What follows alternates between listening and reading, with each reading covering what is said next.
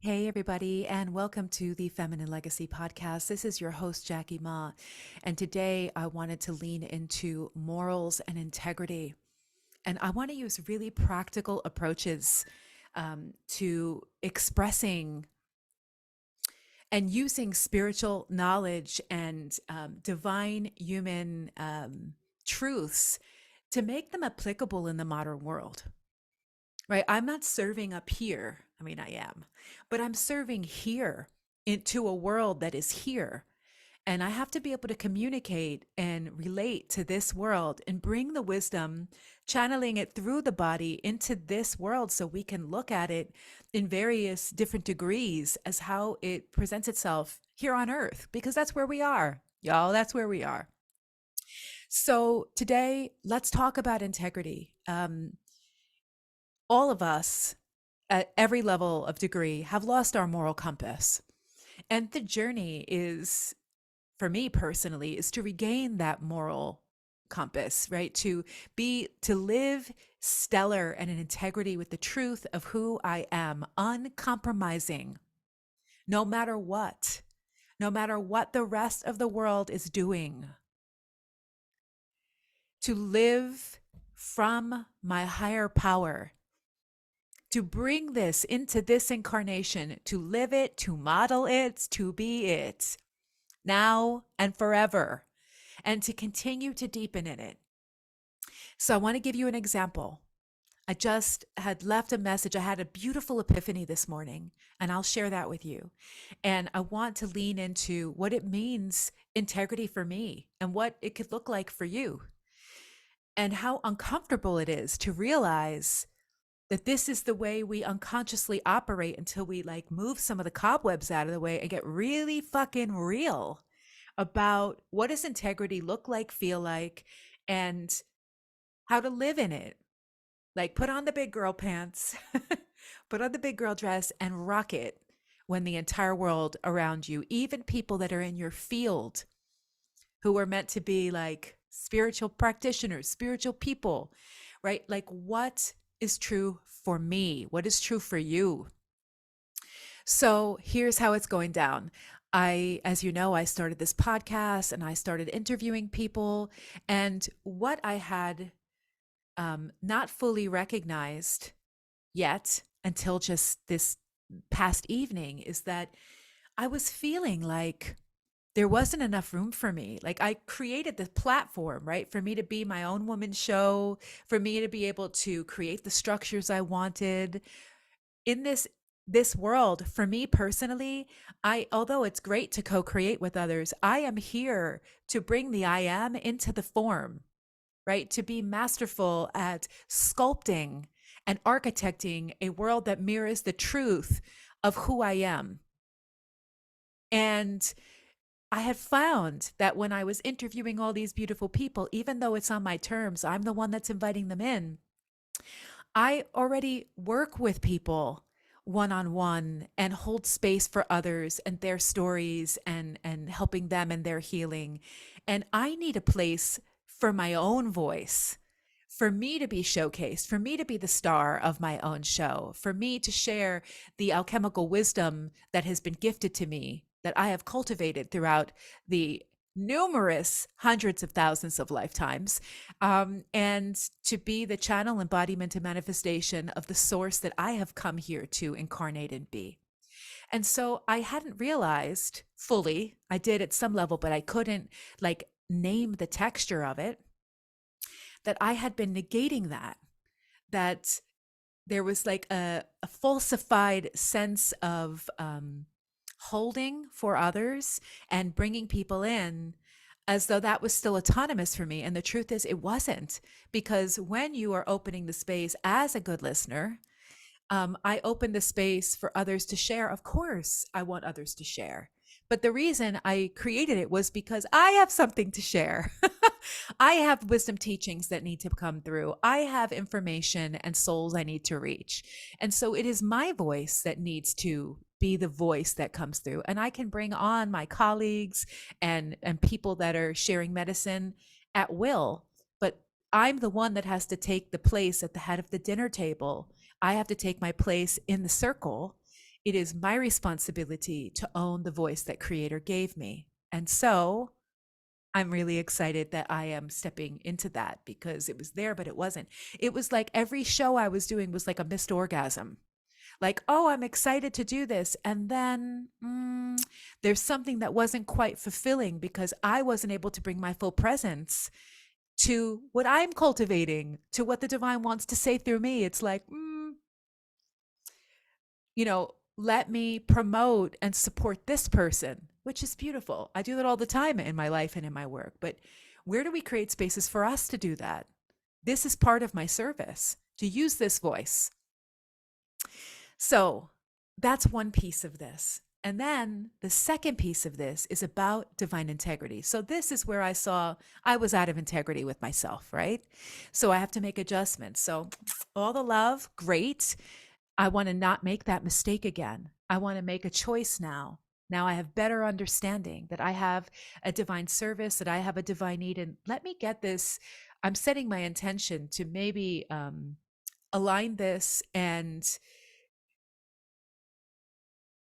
transform the way in which I am learning and perceiving truths about myself so that I can alchemize time. So maybe I could get that message sooner. It's fine that it took 27 episodes for that to happen. But in the future, I would like to get the insights, hear the wisdom, honor it much more effectively, quickly, and be like, oh, yeah, that's the truth for me. Great. Redirect, change course. So that would be really beautiful. So I'm setting the space for that as a divine creator, as a master of my own reality, which is true. I'm responsible for it. This is what I'm going to choose. Now, let's talk about integrity. So, what you see in the modern world, in the spiritual world, in the podcasting world, is people are drawn to you for various reasons. For me, it's because we have soul contracts and we have a connection and emanation. And so people reach out and they're like wanting to grow their business. And so they want to be in alliances with folks who will help them do that. And although that might be fine for you, um, that's part of a learning. For me, it sickens me. When somebody reaches out to me and asks me my numbers of how I'm following, it's like asking me how much money I have in the bank. Number one, none your business. Do you want me? Are you in integrity? Do you want me? Do you want me to shine my light and share my medicine and my magic with you? Does it come with a price tag? Does who I am come with a price tag of followers? It's the same thing as like a bank account. So it's corruption. I'm going to call it like it is. It is a corrupt idea of thought. And I'm not saying this to be on a moral high ground. I'm saying it because it's fucking true. It's a perversion in the way in which we are living in the world. And a great deal of people are out of integrity. And I knew it felt wrong, like all the times that would be coming up. And I'd be like, ew, like it feels so cheap because there is a form of prostitution that's taking place. There is a form of prostitution. So hear me out here. This is not moral high ground, but it is moral. And we have to be really, really aware of where are we susceptible to these nuances, these distortions. So a beautiful sister of mine who I love and respect, I had sent her a message about my epiphany this morning. And, then we went back and she highlighted something around marketing. Like it's still good though to, collaborate with other people because then you can grow your audience. And it made me sick. And she doesn't make me sick, but the distortion and inversion makes me nauseous because it's not in integrity. Because one, again, who is the creator of all? Source. So if I want to live, and I'm not saying I want to be egoless. I mean, this personality, this Italian mouth, like who I am, the emanation of the divine that created me, this body, this essence is here for it. But I am not here to further propagate distortion, marketing agendas, like clouds and smoke all over my rainbows. I'm not interested in that. And these are the blind spots, that this is how we get manipulated. This is how darkness uses us. It's unconscious behaviors, and it manipulates and uses us. And it has used me before. But there has been this awareness that it's not clean. It's not true. And so what I want to just say about that is, sure, it might take longer to grow my audience. And it's not because, again, that I'm trying to be noble about this. It's because of who I am. I can't walk away from it. Believe me, I try. But the sun is so strong in this house that the shadows get cast away pretty quick. So I don't want to participate in that. So if it means it's going to take a little longer for me to grow it, or I think it's going to take longer, what I need to cultivate, what we all have a duty to cultivate within us, especially spiritual practitioners, is to be able to, it's not like, oh, this is just the way it is in the world. That's bullshit. That's the inversion of demonic distortions. That is the way that we have been living, but that is not the truth of who we are, because we are divine. And the source of us is the power. It's the source is more powerful than the structures that we create here on earth. It's more powerful than men and women creating marketing techniques, right? Of how to psychologically mess with people and get sales. The intelligence, the all pervasive one, the source that I serve, is the highest divine power and will move my work everywhere it needs to be, on stage, on shows. It will create a way. It's my job to trust that and to stay in line. It's my job to keep uncovering all the shadowland and stay true to that, because yeah, that's not the highest percentage in the world. Everybody else is going to be doing what, 95% maybe corrupt. If I have to be the 5%, I will hold that pillar here on this earth. And it's just even goes to show you the ideas we have, like that I will compromise my soul for getting my work out there. Like, what is the compromise? And then we say, I mean, this is how the darkness works. This is how unconsciousness works. Because then it says, I'm just doing a time check. Then it says, well, oh, you compromise a little bit here. So in other words, you want to be on this place, not because of the light, the wisdom, and the alignment, but because there's something you want to get from it. That's really dangerous territory.